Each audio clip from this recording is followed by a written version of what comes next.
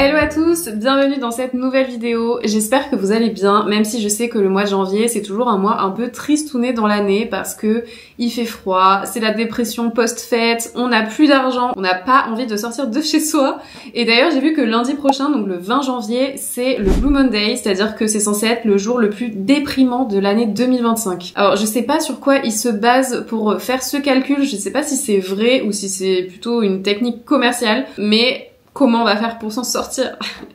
Alors, vous inquiétez pas, j'ai pensé à vous pour essayer de vous remettre un peu de baume au cœur. J'ai préparé une liste de 5 sorties insolites et fun à faire à Paris pour essayer de pimper un peu son quotidien, de tester des nouvelles choses et de s'amuser, que ce soit avec sa famille, ses proches, son chéri, tout seul. Voilà, on va essayer de mettre un peu de paillettes dans nos vies. Alors, au programme de cette vidéo, je vais commencer par un café créatif super original. Ensuite, on va aller voir un musée complètement dingue. Puis en troisième, un spa, mais attention, un spa pas du tout comme les autres. On va également faire du powering painting. Et j'ai gardé le meilleur pour la fin avec un jeu d'action tiré d'une émission télé mythique où on a trop rigolé. Vraiment, il fallait absolument que je vous parle de ça. Donc restez bien jusqu'à la fin de la vidéo pour voir ce que c'est. Et avant de poursuivre cette vidéo, n'oubliez pas de vous abonner à ma chaîne pour découvrir toutes mes adresses à Paris. Je suis vraiment une experte en bon plan parisien. Je partage aussi beaucoup de choses sur les réseaux sociaux, donc Instagram et TikTok. N'hésitez pas à y jeter un petit coup d'œil parce que je partage vraiment du contenu quotidiennement. Et sur YouTube,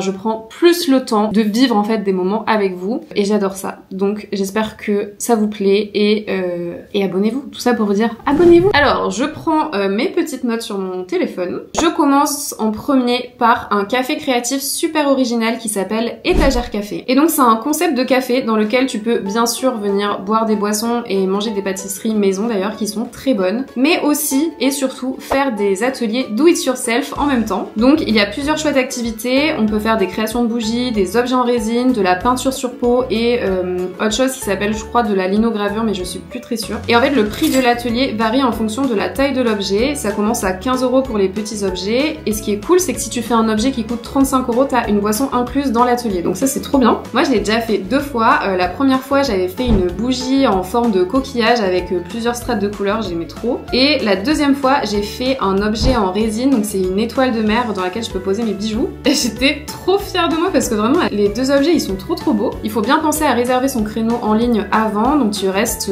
vraiment 2 heures voire un peu plus pour l'activité, et je trouve que ça change un peu des ateliers créatifs qu'on connaît, c'est super apaisant, en même temps t'as pas mal de temps pour discuter avec tes proches parce que par exemple il faut attendre que les couches sèchent pour les bougies. C'est quand même un moment je trouve super sympa à faire avec ses copines. Par exemple moi les 2 fois j'y suis allée avec des copines et ce qui est trop bien c'est que tu repars tout de suite avec ta création. Donc voilà, t'as un petit temps de séchage mais au moins tu emportes ton œuvre à la maison. Ensuite en deuxième je vais vous parler d'un musée complètement dingue qui s'appelle le Paradox Museum et qui est le musée des illusions d'optique. Donc c'est un musée entièrement interactif avec au programme des trompe-l'œil, des décors de dingue, des illusions d'optique et des activités un peu loufoques, on va pas se mentir. Et le musée est absolument immense, il s'étale sur 3 étages avec plus de 90 installations à découvrir et c'est idéal pour tous les âges, que ce soit avec tes potes ou avec des enfants. C'est un endroit qui plaît beaucoup pour les familles. Nous on y a passé 1h30 pour tout faire et franchement on a passé un trop bon moment. Ressors ta tête un peu. Voilà, là c'est parfait, bouge plus. Bouge plus. On dirait un peu qu'il a un truc entre les jambes quand même. C'est très étrange. C'est des ateliers qui sont assez insolites, on voit vraiment pas ça ailleurs. C'est une activité super sympa à faire. Après c'est un peu cher parce que pour les adultes c'est 27 €, donc voilà. Malheureusement ça c'est le petit couac de cet endroit, mais j'ai vu qu'il y avait des tarifs préférentiels pour les familles, donc si vous venez à 4, le prix descend à 22 €. C'est quand même une sortie assez insolite, cool à faire, et c'est gratuit pour les enfants de moins de 4 ans. Vous savez que j'ai dû m'acheter une chaise ergonomique qui m'a coûté une fortune parce que en fait j'ai mal au dos. Je m'étais acheté une belle chaise de bureau très esthétique, très jolie, beige, magnifique. Et en fait, j'ai trop mal au dos, quoi. Donc voilà, petite parenthèse. En troisième sortie insolite à tester à Paris, je vous emmène dans un spa, mais un spa comme vous n'en avez jamais vu puisqu'il s'agit d'un spa à base de bière. Ça s'appelle le Beer Spa. Il s'agit d'un spa privatif qui te propose de plonger dans un bain à remous en chêne et qui est rempli avec les ingrédients principaux de la bière, c'est-à-dire le houblon, malt et levure de bière. Et c'est un concept qui vient des pays de l'Est et apparemment ça aurait beaucoup de bienfaits sur la peau mais aussi des effets relaxants et antioxydants. En fait, ce qui est génial, c'est que tu es dans une grande pièce privative et tu peux venir jusqu'à 6 personnes et du coup tu as donc plusieurs bains. Tu as aussi un grand écran sur lequel tu peux mettre des séries, des films. Tu peux aussi écouter ta musique. En fait, c'est connecté à Deezer et Spotify. Donc c'est trop cool. Il y a aussi des dégustations de bières qui sont comprises dans le spa, donc bière sans alcool ou avec alcool. C'est à partir de 40 € par personne et je trouve que c'est une idée trop chouette pour un anniversaire par exemple ou alors un EVG ou EVJF. Je trouve ça génial. Et ils ont 2 adresses dans le 6e et dans le 15e. Après s'être bien relaxé dans ce spa à base de bière, je vous emmène à nouveau faire un atelier créatif. J'avoue, j'adore les ateliers créatifs, je pense que vous l'avez remarqué.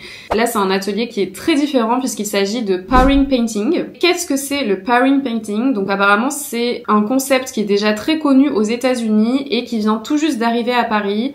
Et nous, on a testé Bears. Donc en fait, c'est des petits oursons que tu vas venir peindre avec cette technique de powering painting. D'abord, tu choisis la taille de ton ours, il y a plusieurs formats, et ensuite tu choisis 3 couleurs, et puis tu viens verser tout ça sur sa tête en essayant de faire des motifs sympas. Moi, j'ai envie de faire un truc bien flashy, avec du orange, du rose. Tu vas faire quelle couleur toi? Moi, je pense que je vais faire bleu or, et il me faut une dernière. Bleu or? Ah ouais, ça peut être pas mal aussi. Et argenté, ou sinon tu fais 2 teintes de bleu. Ah! Et sachez que c'est pas du tout aussi facile qu'on le croit. Moi j'étais pas très satisfaite de mon ours au départ. Heureusement on a réussi à récupérer tout ça. Ça c'est le mien, je suis contente parce que j'ai rattrapé au départ, il était tout orange et franchement maintenant j'aime bien sa tête. Et celui de Steph.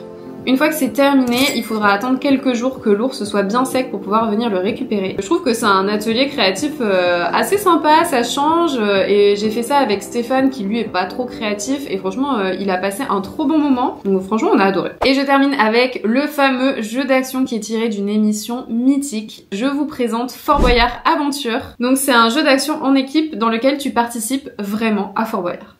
Le but c'est d'obtenir le plus de clés possible en participant aux épreuves de l'émission, donc il y a plus de 30 épreuves, c'est à la fois agilité mais aussi force, équilibre, réflexion, enfin c'est vraiment assez varié. Il faut aussi défier le père Fouras pour pouvoir répondre à ces questions, obtenir les indices et récolter le plus de pièces d'or à la fin dans la salle au trésor. Tu peux former des équipes à partir de 2 joueurs jusqu'à 5 joueurs, donc si tu viens à plus il faudra faire 2 équipes ou 3 équipes. Et j'ai trouvé que c'était super bien fait, t'es vraiment à fond dans le jeu parce que t'as un chronomètre pour réaliser les épreuves. On a trop rigolé, vraiment c'est absolument à faire avec ses potes ou en famille, c'est génial. C'est presque.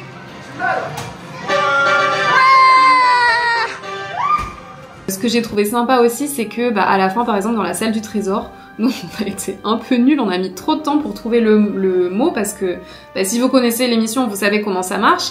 On récupère des indices et il faut trouver un mot pour pouvoir mettre les gros boulets sur les lettres de chaque mot et que les pièces d'or tombent dans la salle du trésor. On a mis 15 ans à trouver le mot parce que c'était pas si facile que ça et du coup on a été trop nuls et en fait ils nous ont fait refaire, on a eu droit à une 2e chance et là on a été trop fort. Après c'est pas exactement dans Paris, c'est ils ont 2 adresses à Vélizy et à Brétigny mais c'est accessible en transport en commun donc ça se fait facilement. Voilà pour les 5 sorties un peu insolites à faire à Paris. J'espère que ça vous aura plu. N'hésitez pas à me dire si vous aimez bien ce format un peu plus court où en fait je vous prépare un peu mon top 5 de sorties en rapport avec une thématique. J'avais déjà fait ça sur des nouveaux lieux à tester à Paris. D'ailleurs la vidéo je la mets là. Je me dis que je pourrais faire ça aussi par exemple pour mon top 5 de mes brunchs préférés à Paris ou alors mon top 5 des musées un peu insolites à faire. Enfin je sais pas, je fourmille d'idées. Dites-moi en commentaire si vous aimez bien ce format qui change un peu de mes autres formats. Et je vous dis à mercredi prochain pour une nouvelle vidéo et je vous fais plein de bisous. Bisous.